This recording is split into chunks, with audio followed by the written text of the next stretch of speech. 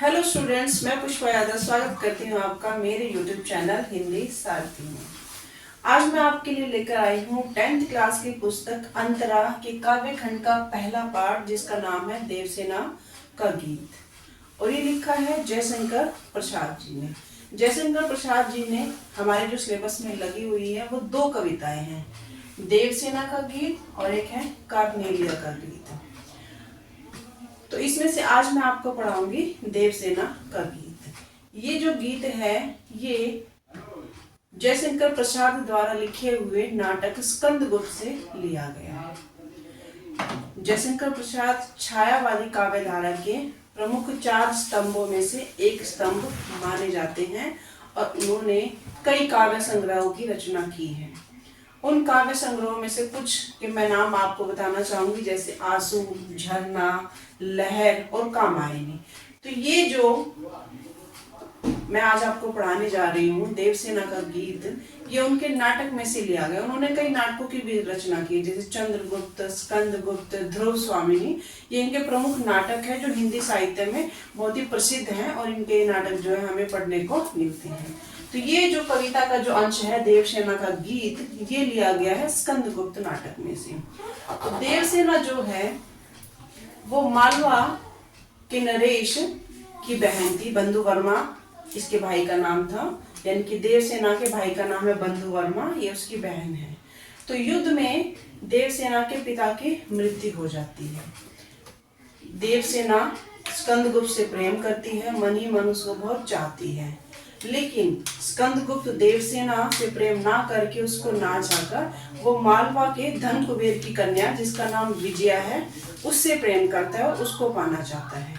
लेकिन जो देवसेना है वो स्कंदगुप्त के प्रेम में ही पड़ी रहती है। उसका प्रस्ताव ठुकराने के बाद भी, यानी कि देवसेना के प्रेम प्रस्ताव को ठुकराने के बाद स्कंदगुप्त मना कर देता है कि मैं तुमसे प्रेम नहीं कर सकता, क्योंकि मैं विजया को पसंद करता हूँ और मैं विजया से प्रेम करता हूँ। लेकिन उसके बाद भी देवसेना स्कंदगुप्त से ही प्रेम करती है और जो है उसके प्रेम को पाना चाहती है। जीवन भर इसी आशा में लगी रहती है।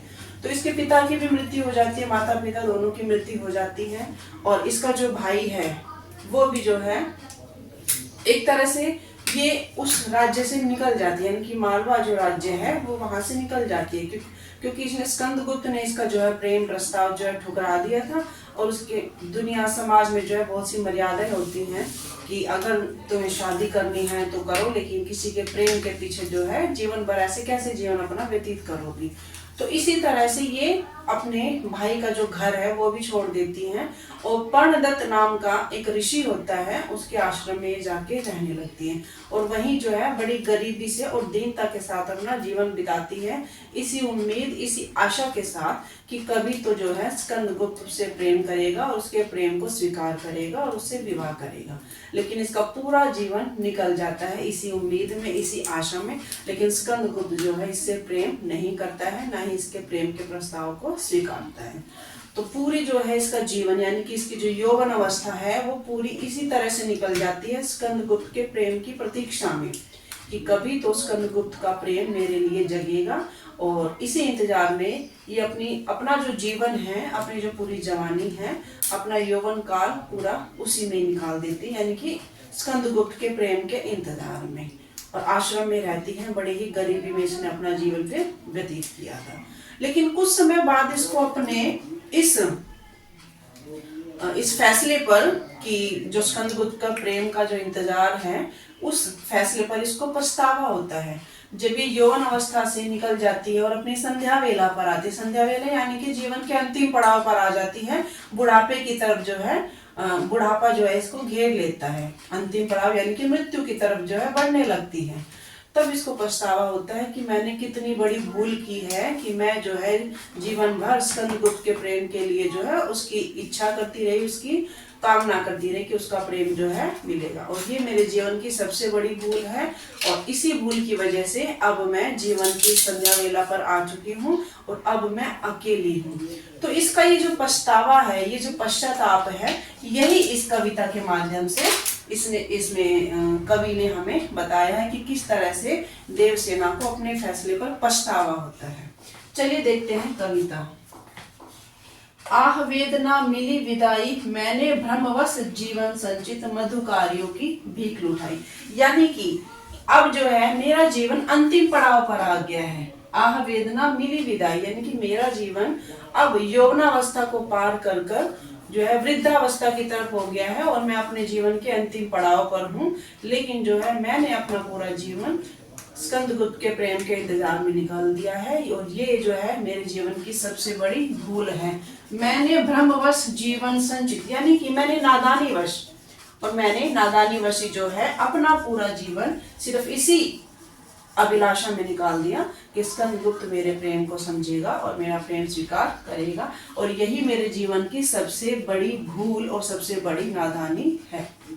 मधुकारियों की भीख लुटाई, मधुकारियों की भीख का अर्थ है कि मैंने अपने जीवन का जितना भी सुख है वो सिर्फ इसी चीज के लिए निकाल दिया कि मुझे कभी ना कभी स्कंदगुप्त का प्रेम जो है मिलेगा।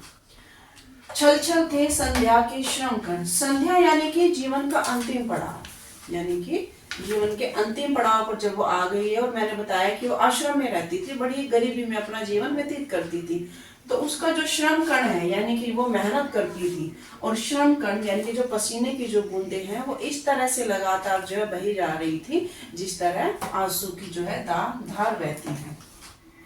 आंसू से गिरते थे प्रतीक्षण यानी कि उसके जो पसीने की जो बूंदे हैं, जो श्रम कण हैं, वो आंसू की तरह जो है लगातार गिरते जा रहे थे क्योंकि उसका जीवन जो है बहुत ही दीन दिशा में व्यतीत हो रहा था।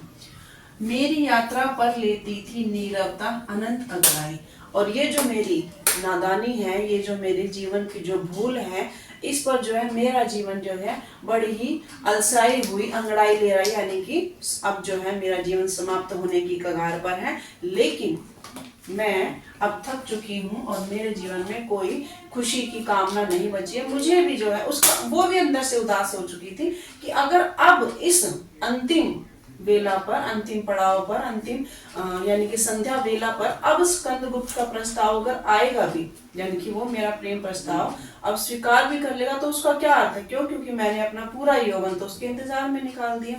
तो वो अपने इस फैसले पर जो है पछता रही है और विलाप कर रही है, रो रही है कि हाय कि मैंने अपने जीवन में कितनी बड़ी भूल की, जो मैं स्कंदगुप्त के प्रेम के इंतजार में मैंने अपना पूरा जीवन निकाल दिया।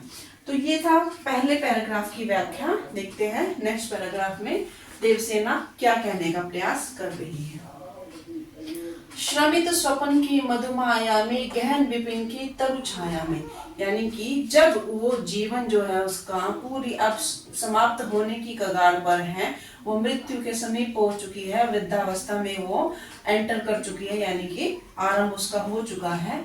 इस तरह जब फिर जो है स्कंदगुप्त का प्रेम प्रस्ताव आता है, स्कंदगुप्त जो है उसके प्रेम को मान लेता है और अपना प्रस्ताव भेजता है, तो वो उस प्रस्ताव पर कैसी जो है अपनी संवेदनाएं प्रकट कर रही है कि ऐसा लग रहा है श्रमित स्वप्न